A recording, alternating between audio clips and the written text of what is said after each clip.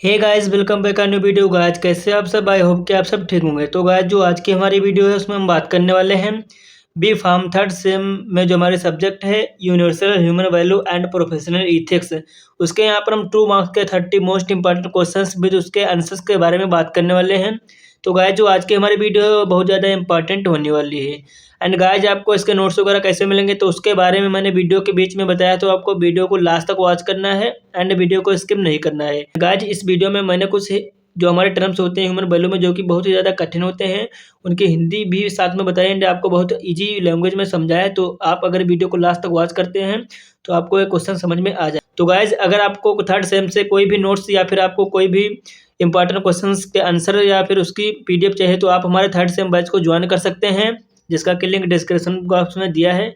वहाँ से आप जाकर हमारे थर्ड सेम बैच को ज्वाइन कर सकते हैं। तो गाइज इस वीडियो को स्टार्ट करते हैं। एंड गाइज अगर आप हमारे यूट्यूब चैनल पर नए हो तो आप हमारे चैनल को सब्सक्राइब कीजिए एंड बेल आइकन को भी प्रेस कर लीजिए, क्योंकि आपको यहाँ पर थर्ड सेम से रिलेटेड हर एक इंपॉर्टेंट क्वेश्चंस की वीडियो उसके एक्सप्लेनेशन आपको मिलते रहेंगे। तो आप हमारे चैनल को सब्सक्राइब जरूर कीजिए। सबसे पहले हम बात करते हैं यहाँ पर क्वेश्चन नंबर 1 के बारे में, जो कि क्वेश्चन बहुत ज़्यादा इंपॉर्टेंट है। उसमें पूछा है what do you mean by value education, यानी वैल्यू एजुकेशन से आप क्या समझते हैं उसके बारे में आपको लिखना है, जो कि 2 मार्क्स में क्वेश्चन आता है। एंड ये क्वेश्चन बहुत ज़्यादा इंपॉर्टेंट है। तो आपको यहाँ पर इसके आंसर में क्या लिखना है कि the subject that enable us to understand what is valuable for human happiness is called value education. मतलब यह सब्जेक्ट ऐसी है जो कि हमें बताती है कि ह्यूमन की हैप्पीनेस के लिए क्या वैल्यूएबल है, उसे सिंपली वैल्यू एजुकेशन बोलते हैं। मतलब कोई ह्यूमन है उसके हैप्पीनेस के लिए क्या क्या जरूरी है, कौन कौन सी चीज़ें उसके लिए ज़रूरी हैं, तो उन्हें सिंपली वैल्यू एजुकेशन बोलते हैं। तो इसका आंसर हो जाएगा। एंड यहाँ पर नेक्स्ट है जैसे कि इसकी नीड नीड करके भी क्वेश्चन आ सकता है कि वैल्यू एजुकेशन जो है उसकी नीड क्या होती है उसके बारे में लिखिए। तो यहाँ पर सबसे पहले लिखा है कि all human beings continuously Aspire for a happy life, a fulfilling and successful life. मतलब हर एक ह्यूमन बीइंग चाहता है कि उसको एक अच्छी लाइफ मिले, एक खुश लाइफ मिले एंड उसकी लाइफ में जितनी भी उसकी आशाएं हैं वो फुलफिल हो सके या फिर वो सक्सेसफुल लाइफ उसे मिले। तो ये इसकी नीड हो जाएंगे। And the purpose of education is to provide adequate competence. मतलब एजुकेशन जो है उसका एक पर्पज यही है कि पर्याप्त मात्रा में उसे कैपेसिटी प्रोवाइड कर सके जो कि उसकी नीड्स वगैरह जो होती है उनको फिल करने में हेल्प करें। तो इसकी बेसिक नीड्स हो जाती हैं। तो ये हमारा क्वेश्चन 1 जो है कंप्लीट होता है। इतना ही कंटेंट आपको इस क्वेश्चन में लिखना है। एंड नेक्स्ट बात करते हैं यहाँ पर क्वेश्चन नंबर 2 के बारे में, जिसमें कि पूछा है what do you mean by universal human value, यानी यूनिवर्सल ह्यूमन वैल्यू जो होता है उससे आप क्या समझते हैं उसके बारे में लिखना है। तो it is a value that helps to man to live in a harmony with the world. Universal जो होता है इसका मतलब होता है सार्वभौमिक, हिंदी में हम इसे बोल सकते हैं। तो यहाँ पर जैसे कि एक ऐसी वैल्यू है जो कि किसी भी मैन को हार्मनी या फिर नेचर के साथ रहने में हेल्प करती है, तो उन्हें सिंपली यूनिवर्सल ह्यूमन वैल्यू के नाम से जानते हैं। जो वैल्यू हो सकती है डिफर हो सकती है culture to culture, even person to person, मतलब किसी भी पर्सन में जिसकी वैल्यू है डिफर हो सकती है, लेकिन ये यूनिवर्सल ह्यूमन वैल्यू जो होती है वो हर समय पर सेम रहती है पर्सन टू पर्सन या फिर सभी ह्यूमन बीइंग जो होते हैं या फिर किसी भी टाइम या फिर रीजन्स में देखें तो ये सभी की रहती है। तो ये हमारी यूनिवर्सल ह्यूमन वैल्यू हो जाती है। आई होप कि आपको समझ में आ गया होगा। एंड यहाँ पर कुछ इसके एग्जांपल है जैसे कि लव होगा, काइंडनेस होगा, पीस होगा, हानेस्टी, respect.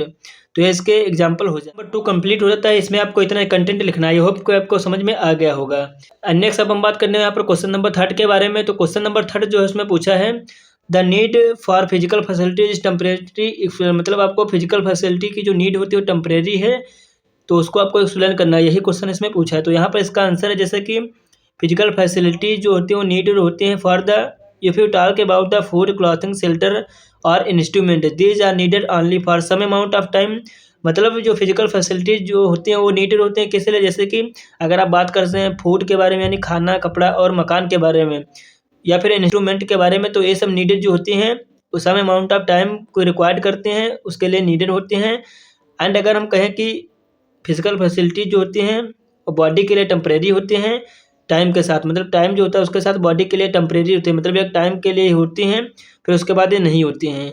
But it is not continuous, मतलब ये कंटिन्यूस नहीं होती है, तो इसकी नीडेड हो जाएंगी। आई होप कि आपको क्लियर हो गया होगा। नेक्स्ट यहाँ पर क्वेश्चन नंबर 4 जो है उसमें पूछा है how the happiness is differ from excitement. मतलब हैप्पीनेस जो है एक्साइटमेंट से कैसे डिफर है उसके बारे में आपको इसमें एक्सप्लेन करना है। हैप्पीनेस जो होता है उसका मतलब होता है जैसे कि खुशी, एंड एक्साइटमेंट जो होता है उसका मतलब होता है उत्तेजना। तो आप लोग हिंदी में भी इसे लर्न कर सकते हैं। तो यहाँ पर हैप्पीनेस का मतलब क्या होता है उसके बारे में लिखना है। तो हैप्पीनेस जो होती है एक स्टेट ऑफ माइंड होती है जिसमें कि हम फील करते हैं harmony in all aspect of life.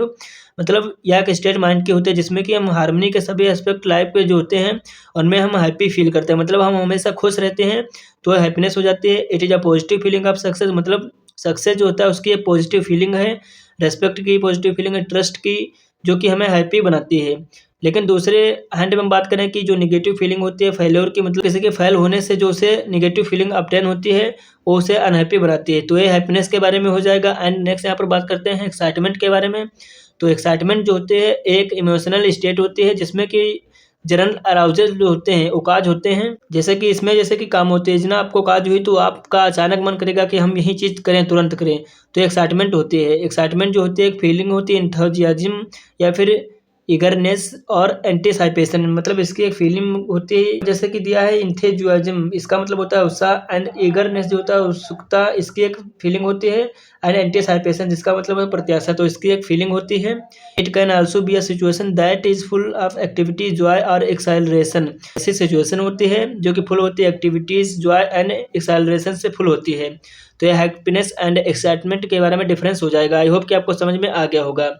इतना ही कंटेंट आपको लिखना है, सफिशिएंट कंटेंट है। अगर आप इतना कंटेंट लिखते हैं तो आपको इजीली 2 मार्क्स मिल जाते हैं। क्या होता है कि ह्यूमन वैल्यू जो है इसमें बच्चे कंफ्यूज रहते हैं कि क्या क्या पढ़ना है, कैसे पढ़ के जाना है, तो आपको यहाँ पर कन्फ्यूजन बिल्कुल भी नहीं रहनी है। अच्छे से आपको समझ समझ के कंटेंट लिखना है, आपको सब क्लियर हो जाएगा।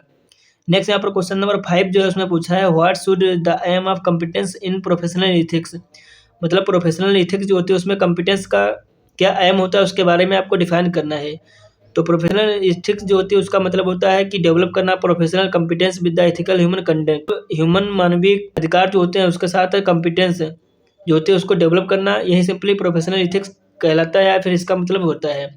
The development of ethical competence is a long term process, मतलब इथिकल कॉम्पिटेंस जो होती है उसका डेवलपमेंट एक लॉन्ग टर्म प्रोसेस होती है जो कि अचीव्ड की जाती है अप्रोप्रिएट वैल्यू एजुकेशन से, मतलब एक अप्रोप्रिएट वैल्यू एजुकेशन है उसके थ्रू ही ये अचीव होती है। तो इतना कंटेंट आपको इस क्वेश्चन में लिख देना है। एंड नेक्स्ट यहाँ पर क्वेश्चन नंबर 6 जो है उसमें पूछा है व्हाट आर डिफरेंस बिटवीन संयम एंड केयर। तो संयम एंड केयर के बारे में डिफरेंस क्या है उसके बारे में आपको इसमें लिखना है। तो यहाँ पर सबसे पहले आपको संयम के बारे में लिख देना है कि संयम जो होता है उसे सिंपली सेल्फ रेगुलेशन बोलते हैं, मतलब खुद पे कंट्रोल करना जो होता है वही सिंपली संयम होता है।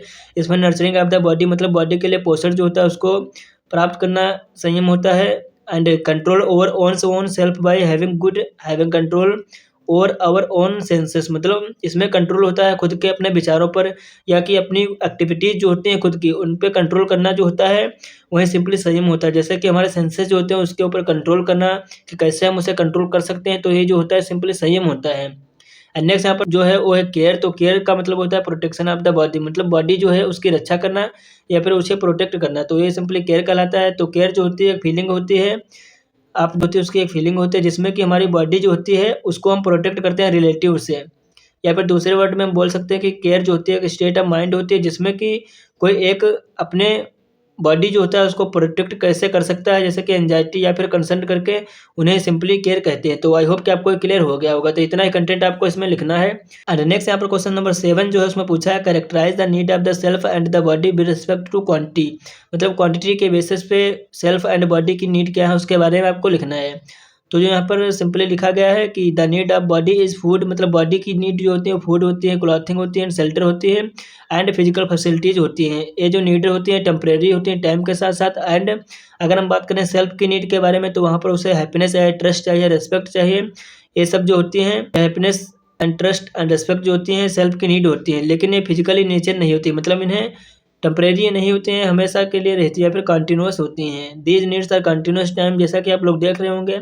And these needs of body are quantitative, मतलब ये जो नीड होती है बॉडी की वो क्वांटिटेटिव होती है, जैसे कि फूड होंगे, क्लॉथ होंगे, तो ये सब क्वांटिटेटिव होती है। And the need of self are qualitative, मतलब सेल्फ की जो नीड होती है वो क्वालिटेटिव होती है, जैसे कि ट्रस्ट है, रेस्पेक्ट है। तो आई होप कि आपको क्लियर हो गया होगा। इतना ही कंटेंट आपको इसमें लिखना है।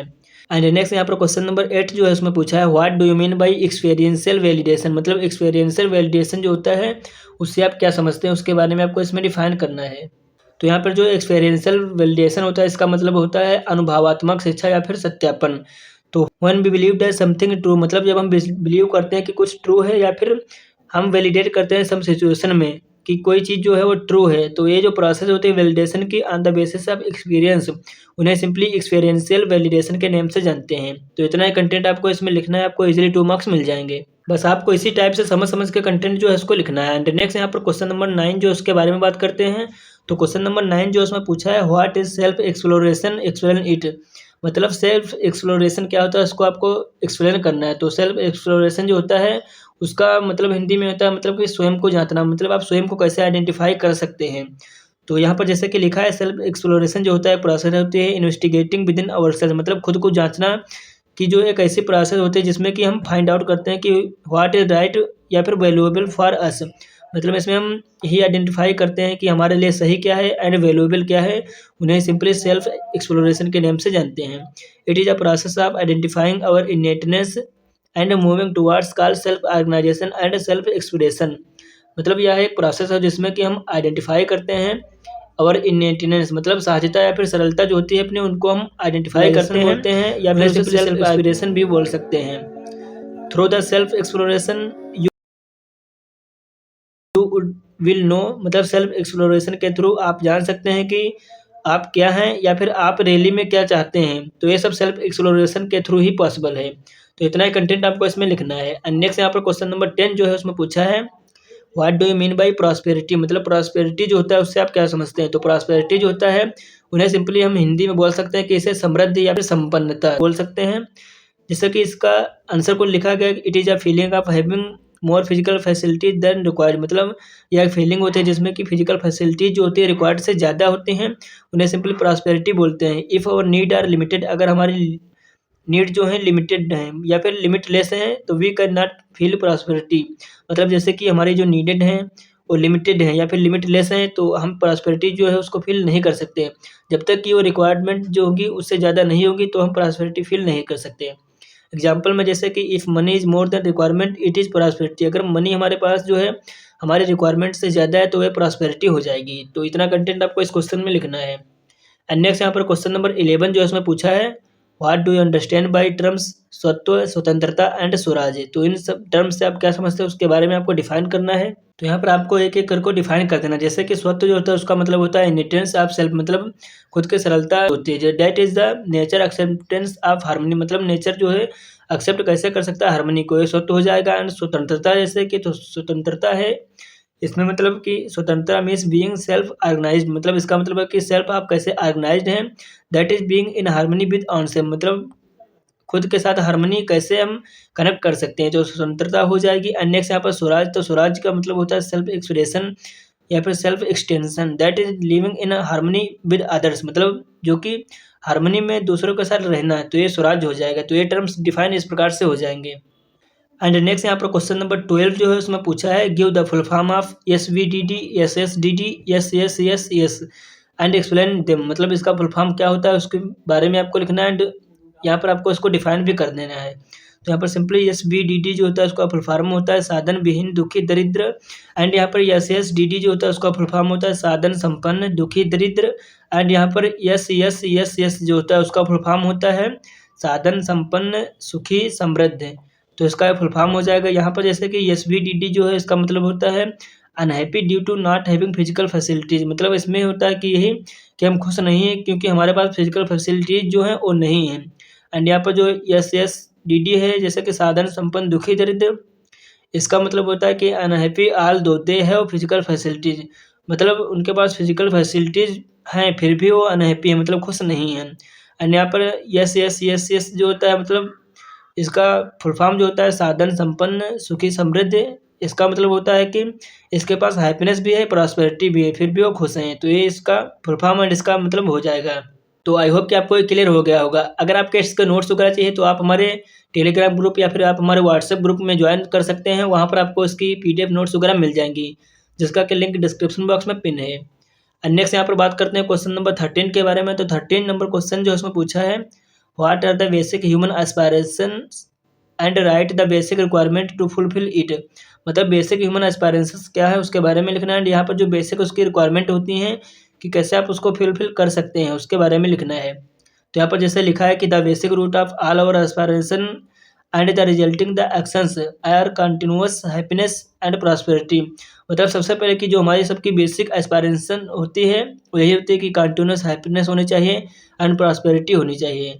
सभी चाहते हैं कि उनके अच्छे हाईएस्ट मार्क्स आ सकें या फिर उन्हें अच्छी जॉब मिले या फिर जो उनकी इच्छाएं हैं वो सब पूरी हो, फुलफिल हो। तो ये उनकी बेसिक एस्पायरेशंस होते हैं एंड उन्हें सिंपली कंटिन्यूअस हैप्पीनेस मिलती रहे, तो इसकी बेसिक एस्पायरेशंस हो जाती हैं। एंड यहाँ पर कुछ बेसिक रिक्वायरमेंट है for the fulfilment of human aspiration, जैसे कि राइट अंडरस्टैंडिंग होगी, रिलेशनशिप हो गई, फिजिकल फैसिलिटीज होगी, हैप्पीनेस होगी, प्रॉस्पेरिटी होगी। तो इसकी कुछ बेसिक रिक्वायरमेंट हो जाएंगी। आई होप कि आपको क्लियर हो गया होगा। तो 30 नंबर क्वेश्चन इस प्रकार से कंप्लीट होता है। एंड यहाँ पर नेक्स्ट क्वेश्चन नंबर 14 जिसमें कि पूछा है what do you understand by harmony, मतलब हार्मनी जो होता है उससे आप क्या समझते हैं। तो हार्मनी जो होता है उन्हें हम सिंपली हिंदी में बोल सकते हैं कि सद्भावना या फिर प्रेम और हित का भाव, मतलब living together peacefully and happily, this is called harmony. यहाँ पर डिफरेंशियल लिखिए आप लोग पढ़ सकते हैं। एंड यहाँ पर कुछ इसके एलिमेंट होते हैं जैसे कि बैलेंस हो गया, कोहेरेंस हो गया, कॉन्कोर्डेंस हो गया, ब्यूटी हो गई, पीस हो गई। तो इसका कुछ की एलिमेंट हो जाएंगे हार्मनी के, तो इनको आप लोग पढ़ सकते हैं। एंड नेक्स्ट यहाँ पर क्वेश्चन नंबर 15 जो है इसमें पूछा है explain the different needs of self and body, मतलब सेल्फ एंड बॉडी की जो डिफरेंट नीड होती हैं उसके बारे में आपको एक्सप्लेन करना है। तो यहाँ पर उसका कुछ आंसर लिखा है जैसा कि आप देख सकते हैं। तो self is a doer and enjoyer but body is instrument of self, मतलब सेल्फ जो होता है वो डियर मीन्स करता एंड शेयर मीन्स दृष्टा एंड इंजॉयर मीन्स भोगता, मतलब सेल्फ जो होता है डियर शेयर एंड इंजॉयर होता है, लेकिन बॉडी जो होती है उसका एक इंस्ट्रूमेंट होता है। सेल्फ जो होता है कॉन्शियस एंटिटी होता है, जबकि बॉडी जो होती है एक मटेरियल एंटिटी होती है। सेल्फ जो होता है उसके नीड्स होते हैं जैसे कि उसे हैप्पीनेस चाहिए, मतलब सुख, बट बॉडी की नीड्स जो होती हैं उन्हें सिंपली फिजिकल फैसिलिटीज यानी सुविधा चाहिए। मतलब सेल्फ की नीड होती है सुख एंड बॉडी की नीड होती है सुविधा। Self takes decision and body act according to it, मतलब सेल्फ जो होती है वो डिसीजन लेती है एंड बॉडी जो होती है उसके अकॉर्डिंग एक्ट करती है। तो इसकी सेल्फ एंड बॉडी की नीड्स हो जाएंगी, जैसे कि आप लोग देख सकते हैं कि डिफरेंट नीड है सेल्फ एंड बॉडी की। इसको आपको बहुत अच्छे से पढ़ के जानना है क्योंकि ये क्वेश्चन 10 मार्क्स में भी आता है एंड 2 मार्क्स में भी आता है, तो आपको इस क्वेश्चन को बहुत अच्छे से पढ़ के जानना है। तो यहाँ पर जैसे कि सेल्फ एंड बॉडी की नीड है डिफरेंट, जैसे कि नीड्स हैं, जैसे कि सेल्फ की नीड है happiness, trust and respect. And यहीं पर बॉडी की नीड हो जाएगी फिजिकल फैसिलिटीज होगी, कार होगी, हाउस होगी, क्लॉथ हो गए, फूड हो गए। तो इसके नीड हो जाएंगे डिफरेंट, जैसे कि हम बात करें रेस्पेक्ट टू टाइम, मतलब टाइम के बेसिस पे। तो सेल्फ की नीड जो होती है वो रिक्वायर होती है कंटिन्यूस, मतलब कंटिन्यूस को रिक्वायर होती है। एंड यहाँ पर बॉडी की नीड्स होती हैं ये टेम्परेरी के लिए होती है। एंड अब हम बात करते हैं जैसे कि इन टर्म ऑफ क्वालिटी, मतलब क्वालिटी के बेसिस पे। तो यहाँ पर सेल्फ की नीड होती है वो क्वालिटेटिव होती है एंड बॉडी की नीड होती है जो क्वांटिटेटिव होती है, मतलब कितना अमाउंट में आपको चाहिए मनी वगैरह फिर फिजिकल फैसिलिटी, तो ये क्वांटिटी के बेसिस पे होती हैं। And needs are fulfilled by, मतलब सेल्फ की नीड होती है किससे फुलफिल होती हैं। तो सेल्फ की नीड जैसे कि राइट अंडरस्टैंडिंग से फुलफिल होती है, राइट फीलिंग से फुलफिल होती है। लेकिन वहीं पर बॉडी की नीड्स जो होती हैं वो car, house, food and cloth जो होते हैं उनसे फुलफिल होती हैं। एंड नेक्स्ट यहाँ पर जैसे कि इसकी एक्टिविटीज़ हो जाएंगी, तो यहाँ पर सेल्फ की जो एक्टिविटीज़ होंगी जैसे कि डिज़ायरिंग होगी, थिंकिंग होगी, नोइंग होगी, रिकॉग्निंग होगी, फुलफिलिंग होगी। तो इसकी एक्टिविटीज़ हो जाएंगी। एंड यहाँ पर बॉडी की एक्टिविटीज़ कुछ होंगी जैसे कि रिकॉग्नाइजिंग होगी, फुलफिलिंग होगी, जिसमें कि जैसे कि ब्रीदिंग होगी, डाइजेशन होगी, ब्लड सर्कुलेशन हो गया। तो इसकी बॉडी की एक्टिविटीज़ हो जाएंगी। एंड यहाँ पर जैसे कि next it is a type of, मतलब सेल्फ जो है एक consciousness means non material type है। एंड यहाँ पर जो बॉडी है वो एक फिजिको केमिकल या फिर मटेरियल टाइप है। तो इस प्रकार से इसमें डिफरेंस हो जाएगी। तो इस प्रकार से सेल्फ एंड बॉडी के बीच में डिफरेंस हो जाएगा। आई होप कि आपको ये क्लियर हो गया होगा। नोट्स वगैरह आपको डाउनलोड कर लेने हैं हमारे टेलीग्राम ग्रुप या फिर व्हाट्सएप ग्रुप से, वहाँ से आप इन नोट्स को अच्छे से पढ़ सकते हैं। एंड नेक्स्ट यहाँ पर क्वेश्चन नंबर 16 जो है उसमें पूछा है डिफाइन अफेक्शन एंड लव, मतलब अफेक्शन एंड लव जो होता है वो क्या होता है उसके बारे में आपको डिफाइन करना है। तो अफेक्शन जो होता है उसे सिंपली हिंदी में स्नेह बोलते हैं एंड लव जो होता है उसे प्रेम या फिर प्यार बोल सकते हैं। तो यहाँ पर सबसे पहले अफेक्शन क्या होता है उसके बारे में लिखना है। तो अफेक्शन जो होती है एक फीलिंग होती है जो कि रिलेटेड होती है अदर्स, मतलब दूसरों से रिलेटेड होती है, मतलब स्नेह कि आपको कितना किससे स्नेह है, तो उन्हें सिंपली अफेक्शन बोलते हैं। Affection comes when I recognise that we both want to make each other happy, मतलब अफेक्शन जो होता है वो यहीं से आता है कि जब हमें रिकॉग्नाइज करते हैं कि हम एक दूसरे को हैप्पी बनाना चाहते हैं या फिर हम एक दूसरे से कितना हैप्पी हैं, तो ये सिंपली अफेक्शन हो जाता है। नेक्स्ट यहाँ पर जैसे कि लव, तो लव जो होता है एक फीलिंग होती है पर्सनल अटैचमेंट की, मतलब एक पर्सनल अटैचमेंट जो होता है उसकी फीलिंग होती है, जो कि अफेक्शन जो होता है उससे डीप होती है। जैसे कि एक बच्चे की जो होती है उसे अपने पिता से होती है, या फिर अपने पिता की जो एक फीलिंग अपने बच्चे से होती है, या फिर अपनी किसी फ्रेंड से होती है, तो ये सिंपली लव हो जाएगी। लव जो होती है डीपर एंड स्ट्रॉन्गर होती है अफेक्शन से, मतलब अफेक्शन जो होता है उससे स्ट्रॉन्गर होती है एंड डीपर होती है जो हमारी लव होती है। तो ये लव एंड अफेक्शन हो जाएगा। आई होप कि आपको क्लियर हो गया होगा।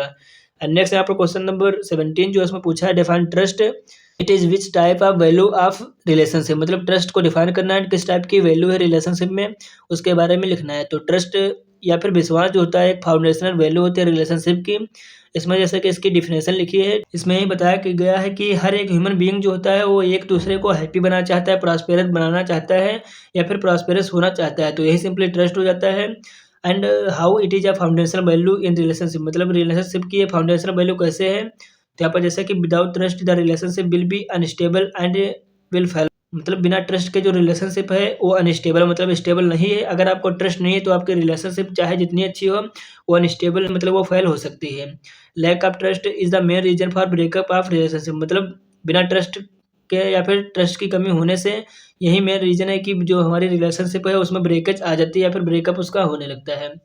If you have don't have trust it means you have don't feel secure, मतलब आपको अगर किसी के ऊपर ट्रस्ट नहीं है तो आप उससे सिक्योर नहीं फील कर सकते। ट्रस्ट के बारे में हो जाएगा। एंड नेक्स्ट यहाँ पर क्वेश्चन नंबर 18 जो है उसमें पूछा है, explain the difference between intention and competence, मतलब कॉम्पिटेंस एंड इंटेंशन जो होता है उसके बारे में आपको लिखना है कि डिफरेंस क्या है। तो यहाँ पर 2 एस्पेक्ट होते हैं इंटरेस्ट में, जैसे कि इंटेंशन हो गया एंड कॉम्पिटेंस हो गया। तो इंटेंशन का मतलब होता है नियत एंड कॉम्पिटेंस जो होता है उसका मतलब होता है क्षमता। तो इसके बारे में डिफरेंस क्या है उसके बारे में लिखना है आपको सिंपली। तो यहाँ पर जैसे लिखा है कि इंटेंशन मतलब नियत है, तो intention means what a person want to or want to do, मतलब यहाँ इसका मतलब यही होता है कि एक पर्सन जो है वो क्या चाहता है, ये क्या करना चाहता है, जो कि नेचुरल एक्सेप्टेंस के बेसिस पे होता है।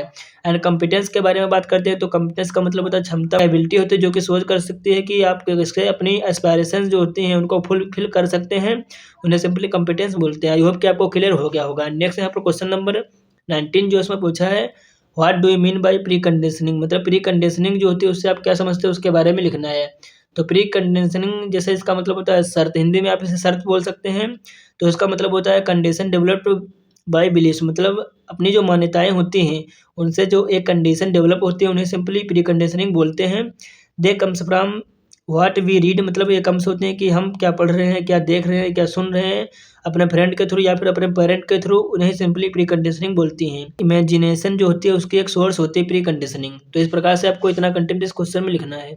एंड नेक्स्ट यहाँ पर क्वेश्चन नंबर 20 जो है, जो कि बहुत ज़्यादा इंपॉर्टेंट क्वेश्चन है। तो इसमें पूछा क्या है, राइट द डिफरेंट वैल्यू या फिर feeling in human human relationship, मतलब ह्यूमन ह्यूमन के रिलेशनशिप के बीच में जो डिफरेंट वैल्यू या फिर फीलिंग्स है उसके बारे में आपको लिखना है कि कौन कौन से फीलिंग है। तो इनको अब आप बहुत अच्छे से पढ़ के जाइएगा, क्योंकि ये फीलिंग जो है आपको पूछता है, आपको डिफाइन भी करना होता है। 10 मार्क्स में अगर आगे आता है क्वेश्चन कि आपको इसके बारे में डिफाइन करना है डीपली, तो आपको बहुत अच्छे से क्वेश्चन पढ़ के जाना है। यहाँ पर 9 फीलिंग या फिर वैल्यूज होती हैं जो कि एवरी ह्यूमन रिलेशनशिप में नीडेड होती हैं। जैसे कि फर्स्ट होगी ट्रस्ट, जिसे कि विश्वास बोलते हैं, रेस्पेक्ट जिसे कि सम्मान बोलते हैं, एंड अफेक्शन या फिर जिसे हिंदी में हम स्नेह बोल सकते हैं, जैसे कि केयर होगी, गाइडेंस होगी, रेफरेंस होगी, ग्लोरी होगी, ग्रेटिट्यूड होगी, लव होगी। तो यहाँ पर 9 फीलिंग होती हैं ह्यूमन ह्यूमन रिलेशनशिप में, इन्हें आपको बहुत अच्छे से लर्न करके एग्जाम देने जाना है। तो इस क्वेश्चन में आपको इतना ही कंटेंट लिखना है। एंड नेक्स्ट यहाँ पर क्वेश्चन नंबर 21 जो है इसमें पूछा है, right the 4 order of nature, मतलब नेचर के जो 4 आर्डर्स हैं उसके बारे में लिखना है कि कौन कौन से 4 आर्डर्स हैं। तो यहाँ पर कुछ फॉलोइंग 4 आर्डर्स हैं नेचर के, जैसे कि मटेरियल आर्डर हो गया, प्लांट आर्डर हो गया जिसे कि बायो आर्डर के नाम से जानते हैं, एनिमल आर्डर हो गया, ह्यूमन आर्डर हो गया। यही क्वेश्चन से हम 10 मार्क्स में आ सकता है, जिसमें कि आपको यहाँ पर इन आर्डर को डिफाइन करना है एंड ये आर्डर कैसे डिपेंडेंट होते हैं एक दूसरे के बारे में भी डिफाइन करना है। तो आपको इस प्रकार से क्वेश्चन को लर्न कर लेना है। नेक्स्ट यहाँ पर क्वेश्चन नंबर 22 है, उसमें पूछा है डिफाइन हार्मनी इन नेचर, मतलब हार्मनी नेचर में क्या है उसके बारे में आपको डिफाइन करना है। तो नेचर का मतलब होता है जैसे कि ऑल थिंग्स या फिर लिविंग या फिर नॉन लिविंग्स, जिन्हें कि हम सिंपली अर्थ पे देखते हैं उन्हें सिंपली नेचर बोलते हैं। जैसा कि आप लोग देख रहे होंगे कि हमारे चारों तरफ जो भी लिविंग या फिर नॉन लिविंग थिंग्स प्रेजेंट हैं उन्हें सिंपली नेचर बोलते हैं। एंड हार्मनी जो होता है इसका मतलब होता है कि living together peacefully and happily, मतलब एक दूसरे के साथ पीसफुली एंड हैप्पीली आप कैसे रह सकते हैं वही सिंपली हार्मनी कहलाता है। तो यहाँ पर जैसे कि इसकी डिफिनेशन लिखी गई है, when all order including material order, plant order, animal order, human order lives together peacefully and happily, this is called harmony in nature। मतलब जब सभी आर्डर जो हमारे 4 आर्डर होते हैं वो एक दूसरे के साथ हैप्पीली एंड पीसफुली रहते हैं उन्हें सिंपली हार्मनी इन नेचर बोलते हैं। जैसे कि जो आर्डर होते हैं एक दूसरे पे डिपेंड होते हैं, जैसे कि human order, animal order, plant order, material order. जैसे कि यहाँ पर ह्यूमन आर्डर जो होता है तीनों आर्डर पे डिपेंड होता है, जैसे कि एनिमल आर्डर पे भी डिपेंड होता है, प्लांट या फिर बायो आर्डर पे डिपेंड होता है, मटेरियल आर्डर पे डिपेंड होता है। एंड यहाँ पर एनिमल आर्डर के बारे में बात करते हैं तो एनिमल आर्डर जो होता है बायो आर्डर या फिर प्लांट आर्डर पे डिपेंडेंट होता है। एंड यहाँ पर बायो आर्डर जो होता है वो सिंपली मटेरियल आर्डर पे डिपेंडेंट होता है। तो इस प्रकार से इसका आर्डर एंड उसके डिपेंडेंसी हो जाएगी। एंड आपको यहाँ पर हार्मनी नेचर इस प्रकार से लिख देना है। एंड नेक्स्ट यहाँ पर क्वेश्चन नंबर 23 जो है उसमें पूछा है डिफाइन एग्जिस्टेंस एंड कोएग्जिस्टेंस। तो यहाँ पर एग्जिस्टेंस जो होता है उसका मतलब होता है अस्तित्व। तो इसकी डिफिनेशन जैसे कि लिखिए the state of existing anything in nature is called existence. मतलब नेचर में किसी भी चीज़ का एग्जिस्टिंग होना या फिर अस्तित्व होना वही सिंपली एग्जिस्टेंस वो कहलाती है। नेचर जो होता है उसमें जैसे कि 4 आर्डर्स होते हैं जो कि एग्जिस्ट करते हैं, जैसे कि मटेरियल आर्डर हो गया, प्लांट आर्डर हो गया, एनिमल आर्डर हो गया, ह्यूमन आर्डर होगा। तो ये आर्डर्स होते हैं जो कि यूनिट या फिर एग्जिस्ट करते हैं इन स्पेस में, उन्हें सिंपली एग्जिस्टेंस बोलते हैं। एंड नेक्स्ट यहाँ पर जैसे कि कोएग्जिस्टेंस, तो कोएग्जिस्टेंस जो होता है उसका मतलब होता है सह अस्तित्व। कोएग्जिस्टेंस जो होती है वो कैसी स्टेट होती है जिसमें 2 या 2 से मोर ग्रुप जो होते हैं एक दूसरे के साथ रहते हैं या फिर इंटरकनेक्टेड रहते हैं ईच अदर के साथ, तो इन्हें सिंपली कोएग्जिस्टेंस बोलते हैं। को जैसे कि को का मतलब होता है टुगेदर या फिर विद, एंड एग्जिस्टेंस जो होता है उसका मतलब होता है एग्जिस्ट करना। तो यहाँ पर एक दूसरे के साथ एग्जिस्ट करना ही कोएग्जिस्टेंस कहलाता है। जैसा कि यहाँ पर एग्जाम्पल में दिया गया है be exist with plant animal so this is called coexistence. जैसा कि हम प्लांट एंड एनिमल के साथ एग्जिस्ट करते हैं तो इन्हें सिंपली कोएग्जिस्टेंस बोलते हैं। आई होप कि आपको क्लियर हो गया होगा। एंड नेक्स्ट यहाँ पर क्वेश्चन नंबर 24 जो इसमें पूछा है what do you mean bye love, glory, reference and justice, यानी इससे आप क्या समझते हैं उसके बारे में लिखना है। तो सबसे पहले लव के बारे में बात करते हैं। तो लव जैसे लव को हिंदी में प्रेम या फिर प्यार बोलते हैं। तो लव जो होती है एक फीलिंग होती है पर्सनल अटैचमेंट की जो कि अफेक्शन से डीप होती है किसी भी दूसरे के साथ, इन्हें सिंपली लव बोलते हैं। जो लव होता है वो कंप्लीट वैल्यू होती है। एंड नेक्स्ट यहाँ पर पूछा है ग्लोरी, तो ग्लोरी जो होता है इन्हें सिंपली हिंदी में गौरव के नाम से बोलते हैं। तो गौरव जो होता है क्या होता है, जैसे कि the feeling for someone who has made efforts for excellence. मतलब दूसरे की फीलिंग जो है जो कि तुम्हें किस प्रकार से बेहतरीन एक्सेलेंस या फिर एफर्ट प्रोवाइड करते हैं उन्हें सिंपली गौरव बोलते हैं। रेवरेंस के बारे में जैसे कि रेवरेंस जो होता है उन्हें सिंपली श्रद्धा बोलते हैं। तो the feeling of acceptance of excellence in the other, मतलब एक्सेप्टेंस की फीलिंग जो है कैसे बेहतरीन मतलब में आप दूसरे कर सकते हैं या फिर दूसरे से कैसे आप एक्सेप्टेंस करते हैं अच्छे से, उन्हें सिंपली रेवरेंस बोलते हैं। नेक्स्ट यहाँ पर जस्टिस, तो जस्टिस जो होता है वो क्या होता है उसके बारे में बात करते हैं। तो जस्टिस जो होता है वो एक संस्कृत वर्ड होता है जिसका मतलब होता है रूल या फिर जजमेंट। जस्टिस जो होता है कंसेप्ट होता है इथिक्स का जो कि स्टेट करता है लॉस को, जिसमें कि पीपल जो होते हैं उनके विचार और उनकी आइडियाज जो कैसे एक दूसरे के साथ बैलेंस होते हैं उन्हें सिंपली जस्टिस बोलते हैं। Justice is a recognition of value in relationship, मतलब रिलेशनशिप की वैल्यू जो है उसमें एक रिकॉग्निशन है जैसे कि आप कैसे उसे फुलफिलमेंट कर सकते हैं या फिर उसका राइट इवैल्यूएशन क्या है या फिर इंश्योर म्यूचुअल हैप्पीनेस जो है वो क्या है, तो ये सिंपली जस्टिस कहलाता है। आई होप कि आपको क्लियर हो गया होगा।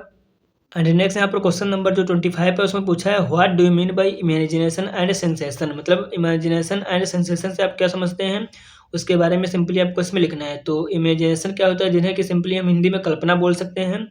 तो इसका मतलब होता है the activities of desire, thoughts and expectation at level of self are collectively called as imagination. Activities होते हैं जैसे कि डिजायर, थॉट्स एंड एक्सपेक्टेशन की on the level of self, तो उन्हें सिंपली इमेजिनेशन बोलते हैं। जैसे कि आप कल्पना कर सकते हैं कि मैं कल एग्जाम क्रैक करूंगा या फिर मैं कल कुछ करूंगा, तो ये सिंपली हमारी इमेजिनेशन है। मतलब ये हमारी इच्छाएं हुई, थॉट हुई या फिर एक्सपेक्टेशन हुई, तो यही सिंपली इमेजिनेशन कहलाती है। जैसे कि imagination is equal to desire plus thought plus expectation, तो ये इमेजिनेशन हो जाएगी।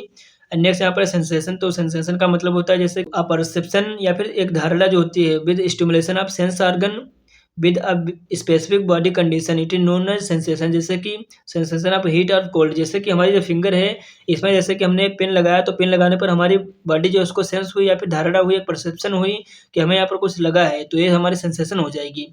आई होप कि आपको क्लियर हो गया होगा। नेक्स्ट यहाँ पर 26 नंबर क्वेश्चन जो इसमें पूछा है what do you mean bye ethical human conduct. मतलब इथिकल ह्यूमन कंडक्ट जो होता है उससे आप क्या समझते हैं। तो यहाँ पर इथिकल ह्यूमन कंडक्ट जो होता है उन्हें सिंपली नैतिक मानवीय कार्य के नाम से जानते हैं हिंदी में। तो एनी टास्क और activity which carried out after right understanding through self exploration is called ethical human conduct. मतलब कोई टास्क या फिर एक्टिविटीज जो कि कैरिड आउट होती है after the right understanding through the self exploration, उन्हें सिंपली इथिकल ह्यूमन कंडक्ट बोलते हैं। इथिकल ह्यूमन कंडक्ट जो होती है वो सेम होती है फॉर ऑल ह्यूमन बीइंग्स, मतलब ह्यूमन बीइंग जो होते हैं उन सभी के लिए सेम होती है। इथिकल ह्यूमन कंडक्ट जो होती है वो कॉम्बिनेशन होती है, जैसे कि वैल्यू, पॉलिसी एंड करेक्टर जो होते हैं इसका कॉम्बिनेशन होती है। यहाँ पर नेक्स्ट जैसे कि पूछ सकता है कि पॉलिसी क्या होती है, तो पॉलिसी जिन्हें कि सिंपली हम नीति बोलते हैं वो क्या होते हैं। जैसे कि पॉलिसी जो होती है वो एक डिसीजन होती है, प्लान होती है या फिर प्रोग्राम होते हैं about the enrichment, protection and right utilisation of self and body and wealth, मतलब तन मन एंड धन जो होते हैं उनके प्रति एक डिसीजन या फिर प्लान एंड प्रोग्राम होते हैं, उन्हें सिंपली पॉलिसी या फिर नीति बोलते हैं। तो आई होप कि आपको क्लियर हो गया होगा। एंड नेक्स्ट यहाँ पर क्वेश्चन नंबर 27 जो इसमें पूछा है, what do you mean by professional ethics and right the importance of ethics in the life of an individual. तो यहाँ पर सबसे पहले आपको प्रोफेशनल इथिक्स क्या होता है उसके बारे में थोड़ा लिख देना है।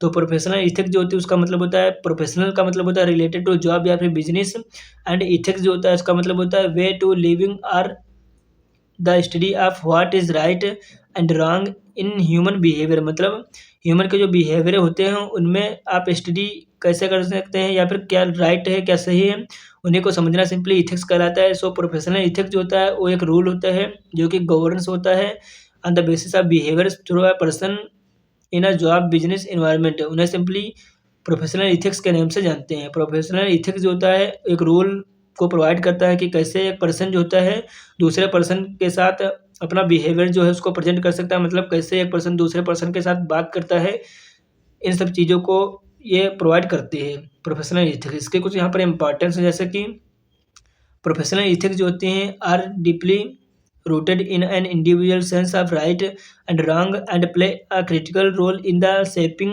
And their characters. तो यहाँ पर इसकी कुछ इंपॉर्टेंस हो जाएंगी। नेक्स्ट यहाँ पर क्वेश्चन नंबर 28 जो इसमें पूछा है, right short note on holistic technology. तो होलिस्टिक टेक्नोलॉजी के बारे में आपको एक शॉर्ट नोट लिखना है। तो यहाँ पर होलिस्टिक जो होता है उसका मतलब होता है कंप्रहेंसिव या फिर प्रॉफिट प्लस लॉस, जिसमें कि इंक्लूड होते हैं दोनों चीज़, मतलब ये ऐसी टेक्नोलॉजी होती हैं जो कि केवल ह्यूमन के प्रॉफिट पे कर नहीं करते हैं, उसके साथ साथ जो हमारा नेचर होता है उसके साथ वो कंपेटेबल हैं या नहीं है, तो उन्हें सिंपली हम होलिस्टिक टेक्नोलॉजी बोलते हैं। यहाँ पर जैसे कि यूनिवर्सल ह्यूमन आर्डर्स कंप्राइजेस होते हैं, जैसे कि एजुकेशन हो गई, हेल्थ हो गई, प्रोडक्शन होगा, जस्टिस होगी, एक्सचेंज होगी। तो इस प्रकार से इसके ह्यूमन आर्डर होते हैं जो कि कंप्राइजेस होते हैं। एंड नेक्स्ट यहाँ पर क्वेश्चन नंबर जो 29 है उसमें पूछा है, what do you mean by self regulation and recyclability. तो यहाँ पर सबसे पहले सेल्फ रेगुलेशन के बारे में आपको बताना है। सेल्फ रेगुलेशन मतलब खुद पे आप कैसे कंट्रोल कर सकते हैं, उन्हीं के बारे में आपको इसमें सिंपली लिखना है। मतलब नेचर जो है कैसे आपको रेगुलेट करता है या फिर आप कैसे रेगुलेट कर सकते हैं अपने आप को नेचर के प्रति, या फिर एनिमल जो होते हैं वो रिप्रोडक्शन जो होता है इन सब चीज़ों को कैसे रेगुलेट करते हैं, या फिर प्लांट कैसे रेगुलेट करता है, तो उन्हें सिंपली सेल्फ रेगुलेशन बोलते हैं। All plants and animals are regulated in such a way that all the breed continues to exist। मतलब प्लांट एंड एनिमल जो होते हैं वो ऐसे अपने आप को रेगुलेट करते हैं जैसे कि वो ब्रीडिंग या फिर रिप्रोडक्शन जो उन्हें कर सकें एंड कंटिन्यूस वो एग्जिस्ट कर सकते हैं। तो यही सिंपली सेल्फ रेगुलेशन हो जाता है। नेक्स्ट यहाँ पर है रिसाइकलेबिलिटी। तो रिसाइकलेबिलिटी जो होती है उसका मतलब होता है पुनर्चक्रणीयता। तो ये ऐसी एक प्रोसेस होती है जिसमें कि मटेरियल यूनिट जो होती है वो ट्रांसफर होती है दूसरी फॉर्म में, देन वो फिर से उसी फॉर्म में बैक हो जाती है, तो उन्हें सिंपल रिसाइकलेबिलिटी बोलते हैं। री मीन्स होता है दोबारा, रिसाइकलेबिलिटी मतलब होती है एक साइकिल। तो मतलब कैसे आप दोबारा एक साइकिल जो होती है वो हमारी होती है, उन्हें सिंपली रिसाइकेबिलिटी बोलते हैं। एग्जाम्पल में जैसे कि cycle of water, oxygen, nitrogen cycle, तो ये रिसाइकेबिलिटी का एग्जाम्पल हो जाता है। जैसे कि पहले वेपर बनते हैं, फॉर्मेशन ऑफ वेपर होता है, फिर उसके बाद वो रेन जो होता है रेन फॉल के थ्रू और फिर से कंडेंस्ड होकर सी वाटर जो होता है उसमें कन्वर्ट हो जाता है। तो ये जो एक साइकिल होती है रिसाइकेबिलिटी बोलते हैं। आई होप कि आपको क्लियर हो गया होगा। नेक्स्ट यहाँ पर क्वेश्चन नंबर 30 जो है, जो कि बहुत ज़्यादा इंपॉर्टेंट क्वेश्चन है, जो कि लास्ट क्वेश्चन है। उसमें पूछा है right a short note on nature submerge in space. मतलब नेचर जो होता है या फिर यूनिट्स जो होती है कैसे स्पेस में सबमर्ज होते हैं उनके बारे में आपको लिखना है। तो unit are space, they are submerge in space. जैसे कि यहाँ पे कुछ फॉलोइंग यूनिट हैं, जैसे कि it means unit are in space, they are separable from space. मतलब इसका मतलब यही होता है कि ऐसी यूनिट होते हैं स्पेस की जो कि सेपरेबल होते हैं स्पेस से। जैसे कि नेचर कंसिडर करता है 4 आर्डर्स को, जैसे कि प्लांट आर्डर हो गया, एनिमल आर्डर होगा, ह्यूमन आर्डर होगा, मटेरियल आर्डर हो गया। तो कैसे ये स्पेस में सबमर्ज होते हैं उनके बारे में बताना है, simply unit submerge in space कहलाता है। आई होप कि आपको ये क्वेश्चन क्लियर हो गए होंगे। तो गाइज ये थे हमारे कुछ 30 क्वेश्चन जो कि बहुत ज़्यादा इंपॉर्टेंट क्वेश्चन थे। अगर आप इन क्वेश्चन को अच्छे से पढ़ के एग्जाम देने जाते हैं तो आपको सेम क्वेश्चन ही एग्जाम में देखने को मिलने वाले हैं। अगर आपको इसकी PDF वगैरह चाहिए तो आप हमारे टेलीग्राम ग्रुप में ज्वाइन हो सकते हैं या फिर आप हमारे 3rd सेम के बैच में ज्वाइन हो सकते हैं, जहाँ पर इसकी PDF आपको मिल जाएगी, जिसका कि लिंक डिस्क्रिप्शन बॉक्स में पिन है। तो आई होप कि आपको वीडियो समझ में आया होगा।